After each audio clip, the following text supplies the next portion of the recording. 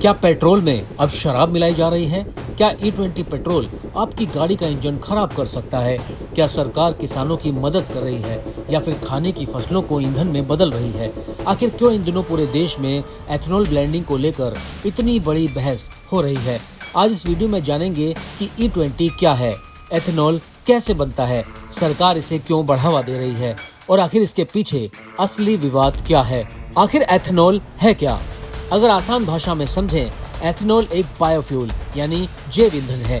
ये पेट्रोलियम से नहीं बल्कि खेती से जुड़ी फसलों से बनाया जाता है, इसलिए इसे रिन्यूएबल फ्यूल भी कहा जाता है। भारत में एथेनॉल मुख्य रूप से दो स्रोतों से तैयार किया जाता है। पहला, गन्ना। गन्ने के रस या शीरे यानी मोलेसिस को यीस्ट की मदद से फर्मेंटेशन कराया जाता है। इसके बाद डिस्टिलेशन की प्रक्रिया से शुद्ध एथेनॉल तैयार होता है। दूसरा स्रोत है अनाज। मक्का, टूटे हुए चावल, गेहूं और दूसरे अधिशेष या खराब गुणवत्ता वाले खाद्यान्न से भी एथेनॉल बनाया जाता है। हाल के वर्षों में सरकार विशेष रूप से मक्का आधारित एथेनॉल प्रोडक्शन को बढ़ावा दे रही है ताकि केवल गन्ने पर निर्भरता कम हो सके। आखिर E20 क्या है? अब सवाल उठता है, E20 आखिर है क्या? E20 का मतलब है 20% एथेनॉल और 80% पेट्रोल। यानी आपकी गाड़ी में जो ईंधन जाएगा उसमें 5वां हिस्सा पेट्रोल नहीं बल्कि एथेनॉल होगा। सरकार का लक्ष्य है कि आने वाले वर्षों में देश भर में E20 फ्यूल उपलब्ध कराया जाए और नई गाड़ियों को E20 कॉम्पैटिबल बनाया जाए।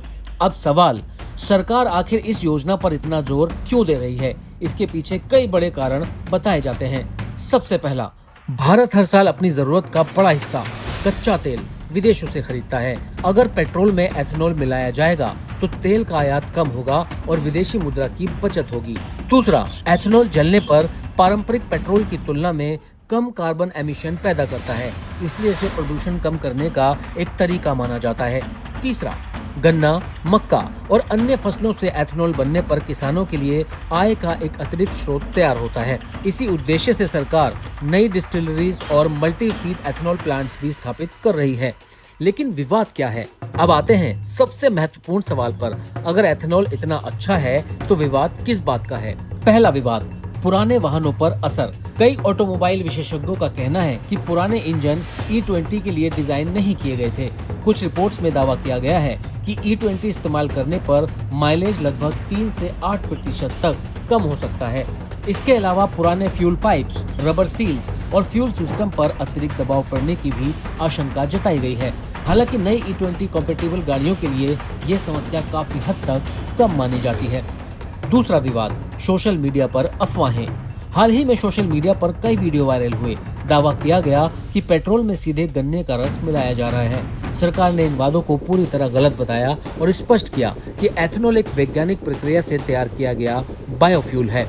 यानी पेट्रोल में गन्ने का रस नहीं बल्कि प्रोसेसिंग के बाद बना हुआ शुद्ध एथेनॉल मिलाया जाता है। तीसरा विवाद, फूड वर्सेस फ्यूल। यही सबसे बड़ी बहस है। अगर मक्का, चावल और गन्ने जैसी फसलों का बड़ा हिस्सा फ्यूल बनाने में इस्तेमाल होगा तो क्या खाने के लिए उपलब्ध अनाज कम हो जाएगा? क्या इससे खाद्य पदार्थ महंगे होंगे? क्या चीनी और अनाज की कीमतें बढ़ सकती हैं? इसके अलावा गन्ना पहले से ही पानी की सबसे ज्यादा खपत करने वाली फसलों में शामिल है। ऐसे में सवाल उठता है कि क्या भारत जैसे देश में पानी का इतना बड़ा इस्तेमाल सही रणनीति है? चौथा विवाद, कानूनी और नीतिगत बहस। हाल ही में एथेनॉल एलोकेशन को लेकर मामला अदालत तक पहुंच गया। सरकार का कहना है कि मौजूदा नीति में हस्तक्षेप होने पर E20 लागू करने की राष्ट्रीय योजना प्रभावित हो सकती है। यानी ये मामला केवल फ्यूल का नहीं बल्कि पॉलिसी और इकोनॉमी का भी बन चुका है। तो आखिर निष्कर्ष क्या निकलता है? E20 एक ऐसा कदम है जिसके अपने फायदे भी हैं और चुनौतियां भी। एक तरफ ये तेल आयात कम कर सकता है, विदेशी मुद्रा बचा सकता है, किसानों की आय बढ़ा सकता है और प्रदूषण कम करने में मदद कर सकता है। लेकिन दूसरी तरफ पुराने वाहनों की कंपैटिबिलिटी, फूड वर्सेस फ्यूल की बहस, पानी की खपत और उपभोक्ताओं पर संभावित असर जैसे सवाल अभी भी पूरी तरह खत्म नहीं हुए हैं। यानी E20 केवल एक नया फ्यूल नहीं है बल्कि भारत की एनर्जी सिक्योरिटी, एग्रीकल्चर और इकोनॉमी से जुड़ा एक बड़ा पॉलिसी एक्सपेरिमेंट है जिसकी सफलता आने वाले वर्षों में ही साफ दिखाई देगी।